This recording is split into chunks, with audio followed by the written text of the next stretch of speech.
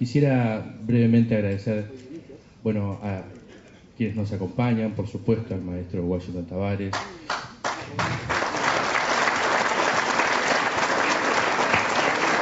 Qué cantidad de gente impresionante. Gracias. Convoco gente, Mario, convoco gente. No puedo evitarlo, convoco. Yo pensaba, ¿no? Habiendo participado de los libros lanzados por Tato en su momento, cuánta gente hubo, bueno, sumarle a eso todo lo que genera el maestro, cuánta gente habrá y la hay. Gracias por estar, a todos, gracias a ustedes por permitirme estar. Hay un motivo, hay un fruto que nos están convocando en la noche de hoy. El motivo es el hombre que generó un fenómeno que nos ha involucrado a todos, intenso, global, profundo. Un fenómeno de enseñanza. Nos enseñó que organizados, con mirada larga, podemos llegar más lejos. Nos enseñó que con adhesión, con compromiso participativo, todo lo bueno es posible y se puede funcionar a su vez con libertad responsable. Nos enseñó que la persuasión vale más que la imposición. Nos enseñó que los sueños son posibles, porque los sueños te darán tantas veces lo que la vida no te da. Y para entender todo esto, había que saber, por ejemplo, que este hombre es hijo de una madre del Pereira. Lo delata una manchita, creo que en el dedo gordo del pie derecho. La misma que tiene Walter, el hermano menor. No la tiene Williams, el del medio, porque nació en la casa. El hijo de un obrero, de un laburante, que tenía una condición además. Hacía unos helados en una máquina que tenía la forma de un tambor a manivela, que eran riquísimos. El que se crió en la pobreza, pero no la pobreza de hoy, que lamentablemente muchas veces tiene formas insultantes, una pobreza distinta, una pobreza digna. El que tiene 3 nietos, yo no sé si es la primera vez que los 3 nietos están juntos. La primera vez que sale a la calle. Un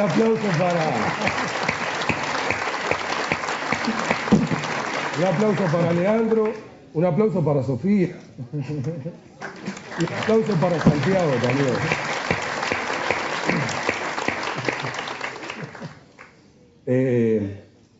Estamos hablando de Washington, ¿no? Así lo conocen los que lo conocen. El pata para algunos del barrio. Allá en el Cerrito, orillando Brazo Oriental, el de la calle Termópilas, una calle cortita de apenas 2 cuadras con un repecho que moría en el camino de los propios. El compinche del Cebolla, de Dumas, del Coco Morales. El que tenía como ídolo a Miguel Ángel, el primo. Pasa que Miguel Ángel jugaba bien a todos. Era ese su ídolo. El que lograba estar en la gloria con cosas muy pequeñas.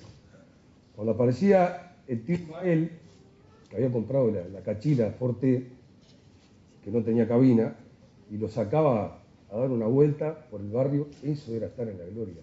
O cuando sonaba la corneta del vendedor de helados, comer un helado palito era estar en la gloria, era alcanzar la gloria. Claro, si existía la moneda para comprarlo, no siempre. Pero aunque alguno no tuviera esa moneda a mano, todos comían helado.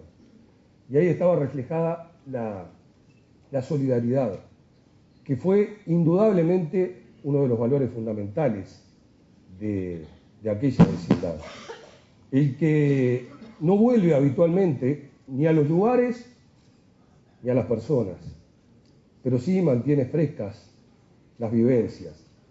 Y también los olores. El olor a pasto de la niñez en el verano. El olor al sudor de los caballos. Cuando el tío Ismael aparecía en el carro y lo sentaba en el pescante, el carro venía cargado de barras de hielo y el tío, con una habilidad inusual, casi que estratégicamente, con un gancho maniobraba las barras, con un pincho las cortaba. El el olor a la arpillera que en bolsas contenía las harinas y las semillas en subsistencias donde trabajaba el viejo. El olor, a pesar de que no le gustaba ir al almacén, el olor del almacén de los armenios, de los agopianos. Cruzar el umbral de la puerta del almacén de los armenios era toda una historia que develaba misterios, levantando la sombra de polvo, detrás de esa sombra de polvo, tantos olores y tantos colores que aún en este hombre siguen frescos, vivos, prendidos. El que dio picar la pelota en el baldío y en el hormigón, y que no pisó una cancha hasta los 12 años, pero se vistió sí con la camiseta del Águila. Las camisetas las compraron con la plata que habían juntado para el Judas. Después se puso la del Faro, se puso la del Fraternidad, y llegó al profesionalismo. Y ahí anduvo por un montón de cuadros y tuvo una experiencia fugaz en el fútbol mexicano, y un día volvió y esperando por su futuro había que mantener la forma, el físico. Ya vivía en el cerro. Y por la noche daba vueltas a la manzana para mantener la forma. Y de repente aparecía algún perro ladrando que le salía y era el motivo para generar el cambio de ritmo. Así se entrenaba. El que, a pesar de haber sido hincha de Nacional, tenía un respeto muy particular por Morena. Y tenía una condición: a Morena lo marcaba y no le pegaba. Y Morena lo reconocía, se lo destacaba. Eso fue un honor, saber que Morena tomaba en cuenta ese detalle, que aún aplica hoy, ¿no? Eso de jugar y ganar por derecha. Una noche, Wander Peñarol, Estadio Centenario, y no se la dejó tocar a Morena. El equipo de Carlos Solé lo destacó y lo premió. Una caja de zapatos para Viago. Terminó el partido, su señora lo esperaba, se subieron al 185, se sentaron en el asiento de los bobos, la caja de los zapatos en la falda, y allá a tomar prueba rumbo al cerro.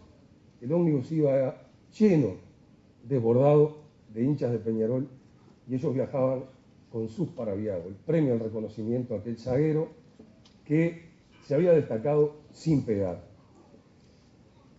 El jugador al que la rodilla traicionó, fueron muchas lesiones, fueron operaciones, hasta que un día no aguantó más la rodilla.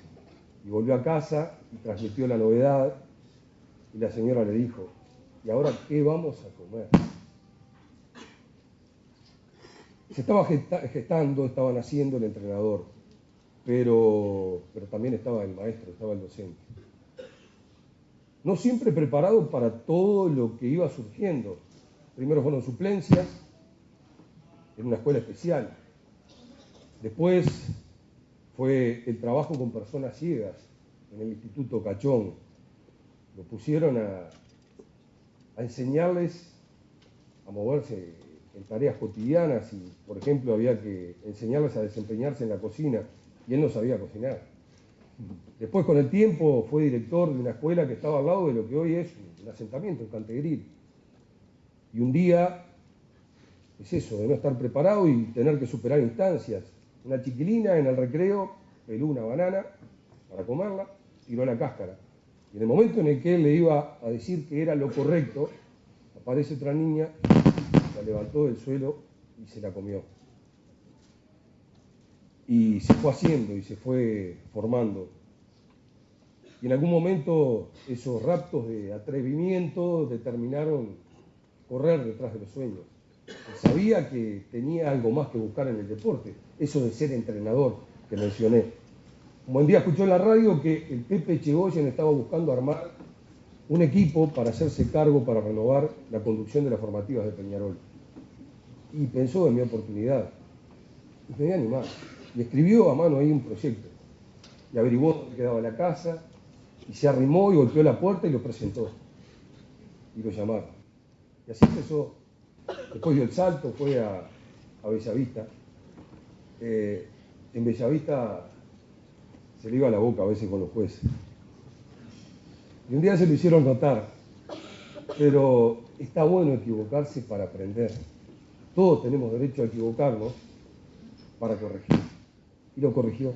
Vaya si lo corrigió. En Bellavista conoció a uno de sus laderos, ese grupo de escuderos que hoy tiene, fieles, permanentemente junto a él, pero con la capacidad de hablar con voz propia. Lo primero que le dijo el profesor Herrera cuando coincidieron en la cancha del ferrocarril fue: ese ejercicio que estás haciendo no es bueno para los gurises. Eso fue lo primero que le dijo el profesor Herrera. Siguen juntos todavía, junto a otros, por supuesto. Y fue el entrenador que recorrió el mundo y que estuvo en los más grandes equipos del planeta y que cada vez que juega la Celeste convoca a la familia entera en el estadio. Bueno, casi siempre, ¿no? Porque en un momento dado Santiago se bajó. Santiago no aguantaba que le insultaran al abuelo. Era bravo estar en la tribuna y escuchar los insultos.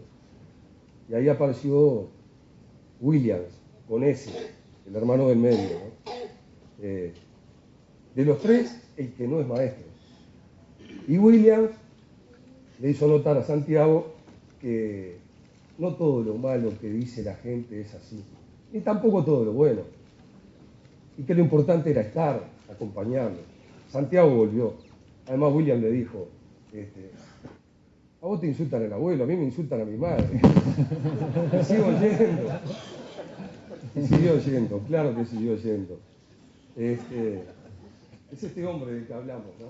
Este hombre que para sus afectos es brújula permanente y es puerto seguro y cercano, fundamentalmente para sus hijas.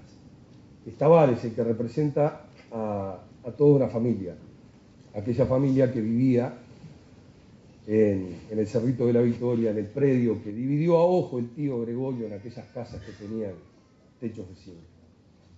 Y lo bravo era, lo complicado, encontrar al hombre que pudiera, de alguna manera, contar la historia intergeneracional de los Tavares.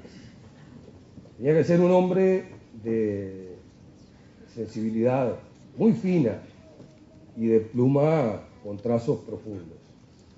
Y ese hombre es Horacio Rodolfo López Ucera. Se llama Tato.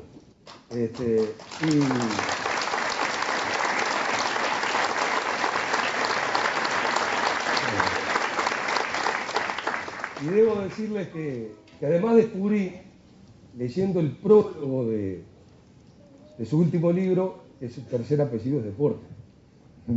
Por eso entonces, el prólogo lo escribió el maestro, por eso entonces era inevitable que cuando se encontraran la cosa iba a fluir.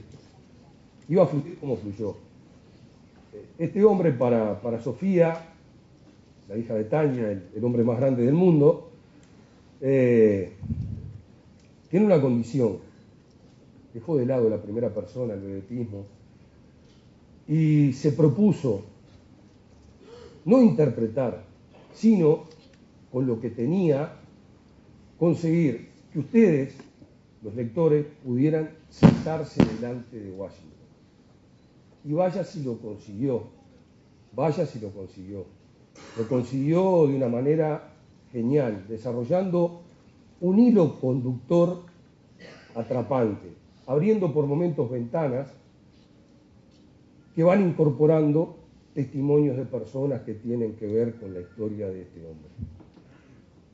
Es verdaderamente atrapante meterse en lo que Tato nos regala. Es verdaderamente atrapante. Y logra algo que para mí es fundamental. Entra, va muy profundo y lo hace sin invadir. Lo hace sin invadir. Cuando le pregunté qué había sentido al asumir el desafío, al conseguir lo que consiguió hoy con forma de libro, me dijo: soy un tipo con suerte. Y me puso un ejemplo. La tuve en el básquetbol al haber conocido a Rubén Bula. Sin él en Bohemio mi carrera no hubiese sido lo que fue. Llegó a ser leyenda del básquetbol. La tengo ahora. Mirá la tarea que me encomendaron. Yo me permití contrariarlo en ese momento. Recurrí a un escritor de nuestros tiempos, muy calificado.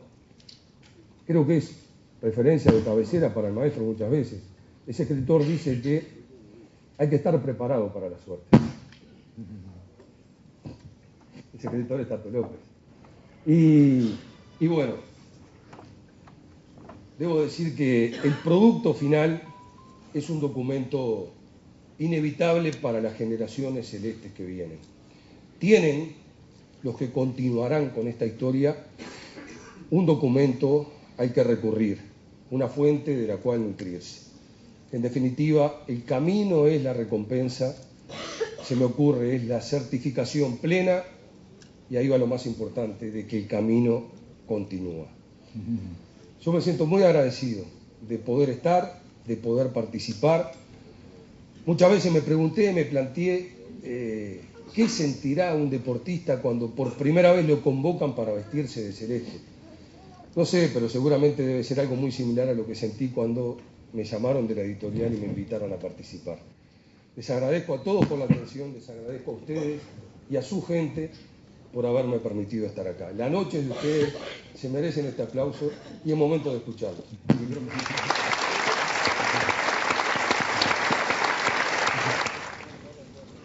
No es un momento que me sienta con muchas ganas de hablar, porque sé que me va a resultar difícil. Ahora, miro y trato de no mirar toda la gente que está aquí, y se me vienen a la mente un montón de imágenes, de sensaciones. Hay muchos otros que posiblemente están ahí y no los he visto, y también los que ya no están, que han tenido mucho que ver. Hay alguien que dijo que el hombre es el producto de sus relaciones sociales. La persona que lo dijo, Karl Marx, lo dijo en un contexto sociopolítico, evidentemente. Pero yo lo he tomado para todas las situaciones de vida. Desde que nacemos somos de los otros dependientes. Y cualquier tarea siempre va a ser colectiva por la influencia de otros.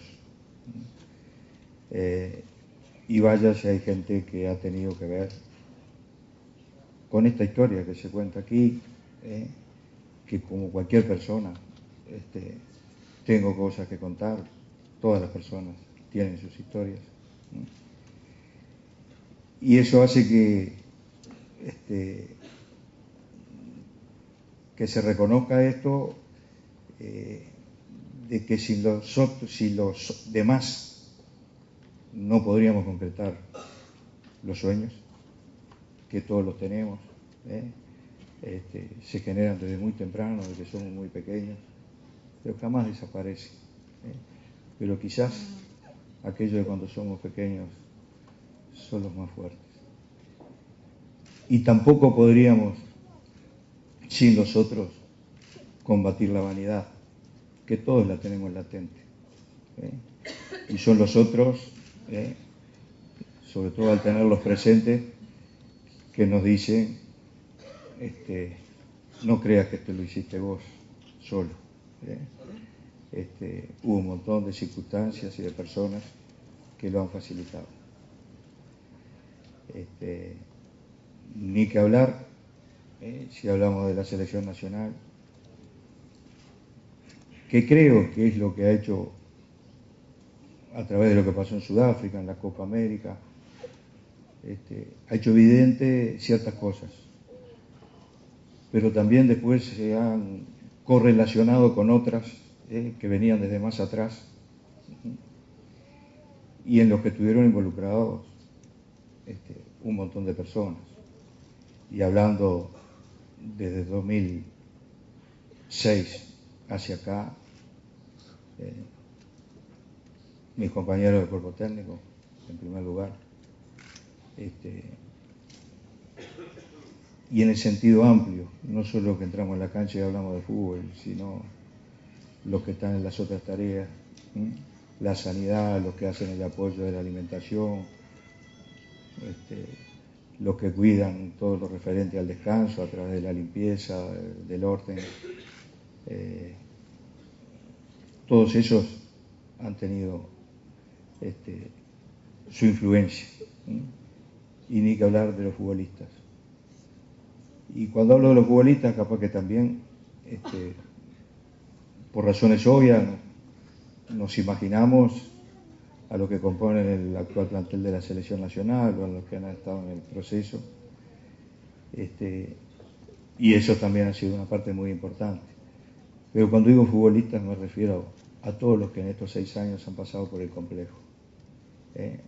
Desde los que llegaron a los 13 años hasta los que vinieron a probarse en una selección mayor.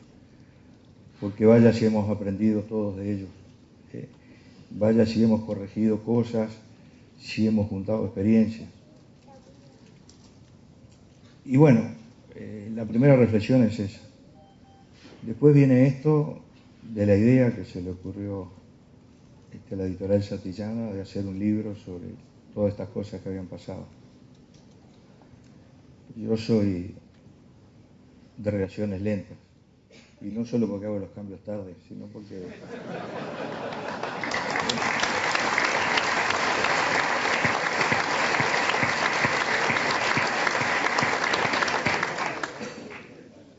me cuestiono todo. Y bueno, sí, pero no veo por qué hacer el libro. Y me acuerdo que la editorial, en el afán de convencer, me dio hasta listas de gente muy prestigiosa en la cultura uruguaya que podrían ser, si yo lo decidía, los que escribieran ese libro. Hasta me daba un poco de vergüenza, digo, como que me estoy haciendo el personaje y no es la intención. Es que sinceramente no le veía cómo podía ser un libro. Descartaba la posibilidad de una biografía. Me parece que la biografía es para gente que haga otro tipo de cosas, evidentemente más importantes, más profundas. Y bueno, hasta que al final, después de un intento o de una decisión que no prosperó, por razones que no vienen al caso, me propone lo de Tato. Como se imaginarán, la primera respuesta no, de ninguna manera. Porque lo conozco, porque yo evidentemente nunca va a ser un sí señor, pero había mucha afinidad en cuanto a cosas que veíamos en el deporte, en lo que pasaba en la selección, y ya había hecho algunos libros respecto de eso. Y después, entre Tania y Ana Laura Di Sarri, un día me escribieron un documento, no me acuerdo el número, no sé cuántas razones por las que Tato debe ser el que escriba el libro. Y me mataron. No pude, y eso fue la oportunidad. A Tato ya lo conocía, y durante el Mundial de Sudáfrica, sí, porque lo invoqué a él en una conferencia de prensa, y después me pareció que quizás no tendría que haberlo hecho, y ahí, con una llamada a Montevideo, fue el primer contacto que tuvimos por determinadas cosas. Después vieron los libros, el de La Fiesta Inolvidable, que yo creo que él interpretó mucho, y en ese libro no está solamente lo que tiene que ver con Tavares como entrenador, sino de todo lo que participaron en los diferentes ámbitos. Y fue uno de los primeros que lo rescató y lo puso en un libro, y a nosotros nos reconforta porque dio una visión del trabajo en equipo que es lo que realmente debe existir. Pero después, al generarse esas reuniones de lunes, martes y jueves, ¿no? En verano, con mate, con interrupciones, aprendí a conocer a Tato no solo desde el punto de vista de la admiración que ya le tenía, aunque algunas cosas hoy de tarde, para que vean cómo es Tato, hoy de tarde nos fue a llevar a Silvia y a mí un libro a cada uno, autografiado por él. Me llamó, ¿dónde estás? Acá en casa. Bueno, abrime que estoy en la puerta. Y de a poco me fue haciendo ver lo que quería. Y fue el que me empezó a convencer de que había algo para dejar. Y lo primero que me preguntaba de la niñez, y yo, como creo, estoy convencidísimo que era el más común de los niños que había en esa barra, me parecía que no tenía nada interesante que decir de la niñez mía, pero me fue llevando, me salteaba de un tema para el otro, jamás rechazaba una consideración personal que yo pudiera hacer, o un desvío de la pregunta concreta que me había hecho. Y bueno, y ahora lo veo desde la amistad, porque cuando una persona calza valores, ha pasado por tantas cosas, cuando nos poníamos a hablar de ciertas teorías del deporte, por decirlo de alguna manera, coincidíamos en la mayoría, discrepábamos en algunas, pero creo que era muy removedor, y creo que aprendimos mucho de esas charlas, ¿no? Y bueno, y otra persona que quiero nombrar, que hablando de Vázquez, fue una gran ayuda base, ¿no? Como dicen ustedes. Cuando el que tenía que hacer no podía hacer ciertas cosas, las hacía, y tuvo mucho que ver inclusive en concretar todo esto del libro, en convencerme que tenía que haber una fotografía, que yo decía que no era necesaria. Bueno, qué extraña. Más allá de que es mi hija y tenemos una relación, obviamente,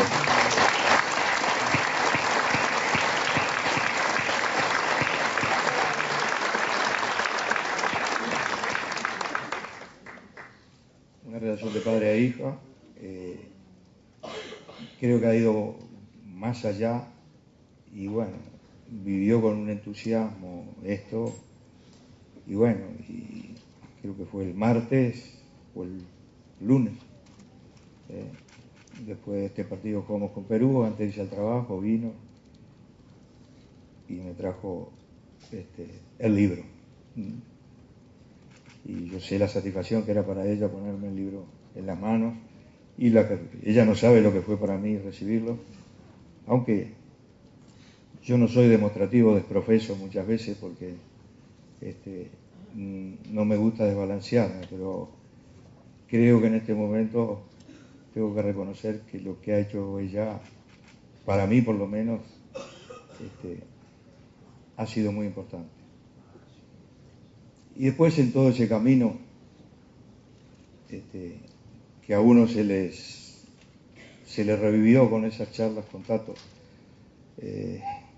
desde que uno era muy pequeño, y de aquellas vivencias que a uno se le aparecen mucho a la edad que yo tengo. Creo que a todos los que tienen esa edad les debe pasar.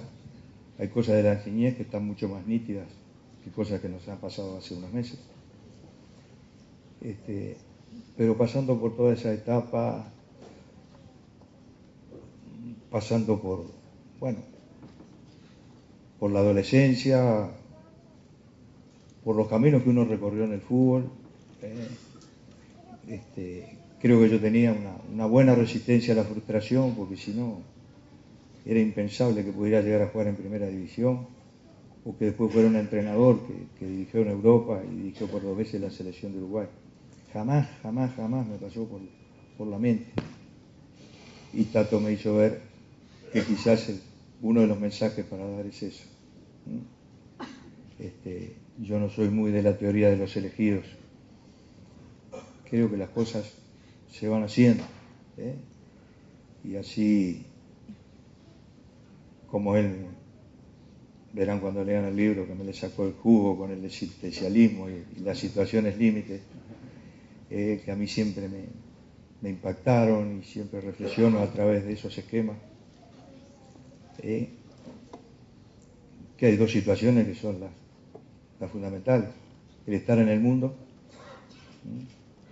que no parte de una decisión nuestra, estamos aquí porque nacimos, y en algún momento nos vamos a morir, y ahí hay un camino establecido, pero hay que hacerlo. Uno tiene mucho que ver en ese camino, quizás no totalmente, pero sí en gran parte. Entonces, yo estoy con los poetas que también cantaron en base a esas ideas existencialistas. Caminante no hay camino, se hace camino al andar. Yo no creo mucho en el destino. Por eso me reveló este pulpo maldito que había en el Mundial, porque una de las cosas que más quería era esa, que las cosas no están escritas de antemano. Y bueno, y uno en el mundo de las ideas lucha, porque es en los ámbitos donde esa palabra puede caber, luchar, combatir, para discutir y de la oposición de los puntos de vista sacar cosas claras. Y bueno, y después todo lo que vino, Wanderers, los amigos de Wanderers, el haber pasado por algunos equipos con algunas hinchadas que a uno lo marcan, como Peñarol, como Boca Juniors. Todo eso es parte de la historia. Y después, otra de las cosas que siempre he hecho y siempre he tratado de difundir y transmitir a los que trabajan con uno, es que siempre hay que observar la realidad.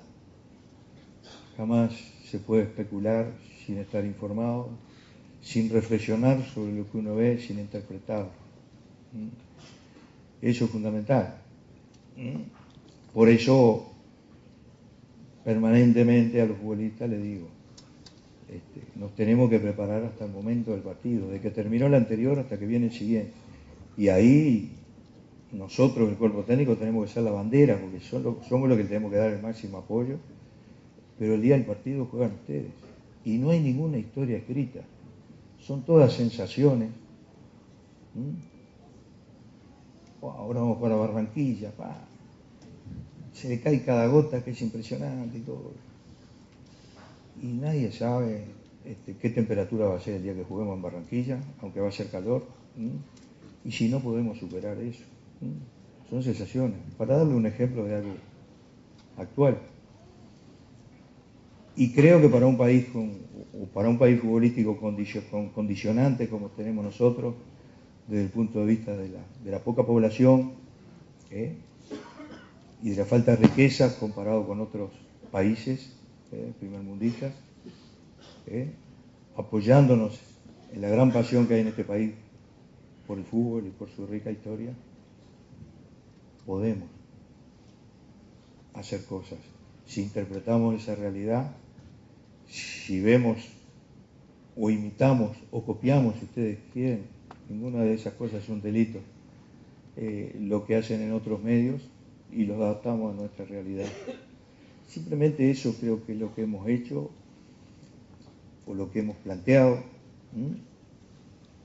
Tato rescata en el libro una charla hecha en el año 2005 en el Museo del Fútbol, donde había varias personas que veo acá, que están por suerte de nuevo conmigo. Había 15 personas. Y muchas de las cosas en que nos apoyamos y muchas de las cosas que sucedieron estaban basadas en esa charla, que fue mucho antes de que yo fuera entrenador de la selección. Porque no empezó en el 2006 todo, venía como hombre de fútbol o hombre que realiza una actividad, de tener la responsabilidad de saber cómo es el panorama mundial de esa actividad, qué es lo que podemos aprovechar de eso, cuáles son nuestras condicionantes, cuáles son las cosas en las que nos podemos apoyar. Y esto tiene que ver con los procesos de selecciones, con los procesos de juveniles, con definir perfiles, con saber de antemano a qué tipo de jugador queremos llegar, y llevarlo de a poquito, de a poquito, de a poquito. Gastón Ramírez se llama así desde que está en las juveniles, pero todo tiene su momento.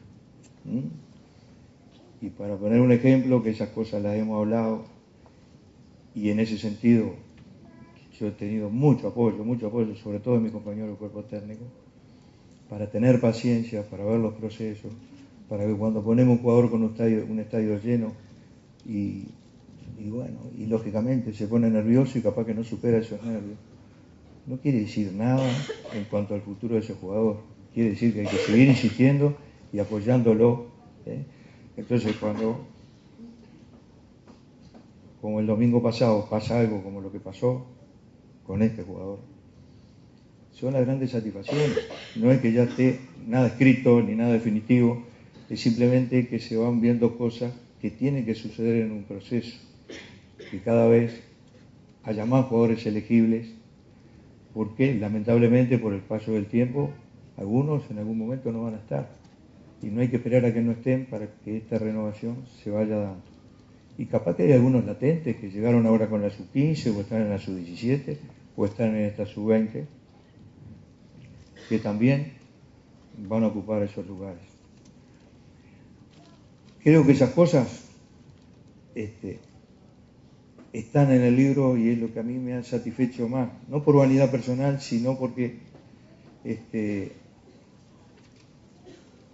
como dice Tato al final del libro, a las futuras generaciones celestes. Y yo creo que es ahí por donde va la cosa. Para terminar, le digo que a mí una de las cosas, y ya lo he dicho varias veces, que más me ha satisfecho de todo esto es las repercusiones que esto ha tenido en la gente joven y sobre todo en los niños. Y hoy, antes de venir, estaba reflexionando a través de una conversación incidental con una persona, de que los niños hasta están oficiando en este momento de moderadores o de reguladores. Hay padres que se calientan o se enojan, cómo puede poner a este, o cómo qué mal que juguete, y aquel se mete un gol y todas estas cosas. Y a veces llevan esa bronca a la casa. Pero en este momento en la casa se encuentra con un chiquilín que, como los chiquilines de todas las épocas, soñamos, nos disfrazamos de jugadores de fútbol, soñamos con ser jugadores de fútbol en algún momento, y en este momento los sueños de esos chiquilines son referentes a esos jugadores que capaz que al padre no le gustó. Y eso relativiza las cosas, porque no hay nada que le guste más al padre que el hijo esté feliz, que esté contento. Entonces, son diferentes aspectos de una realidad que se está afianzando. Y es bueno, no para el ego de ningún integrante de la selección, es para el presente y el futuro que puede tener nuestro fútbol. Creo que hay muchísimas cosas para hacer aún, pero creo que hay muchas cosas que se están instaurando positivamente, y de las que tenemos que aprovecharnos para, inclusive, y eso también lo planteamos en nuestro proyecto, tener incidencia en aspectos sociales que van por fuera del fútbol, pero que son tan importantes para la vida de nuestro país. El hombre de la noche es Tato. Hablé quizá demasiado, así que le paso la posta. Muchas gracias.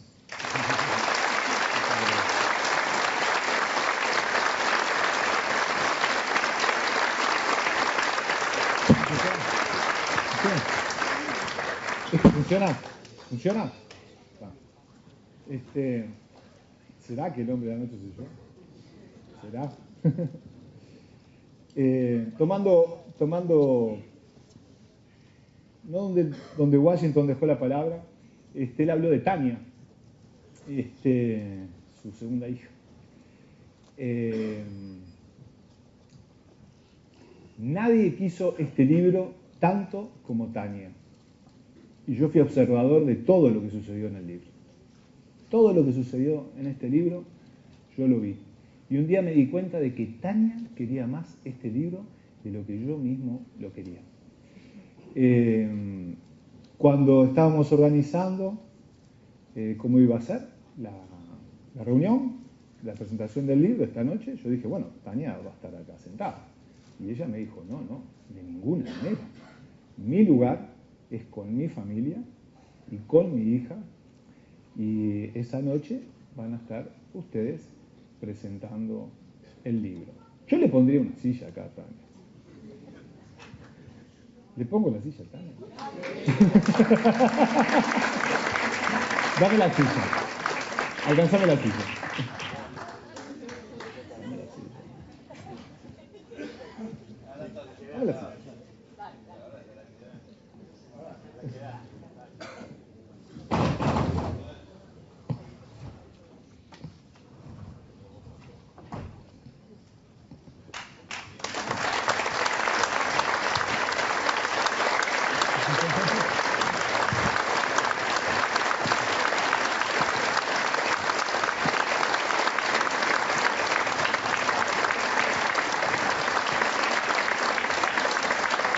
¿Viste, corazón?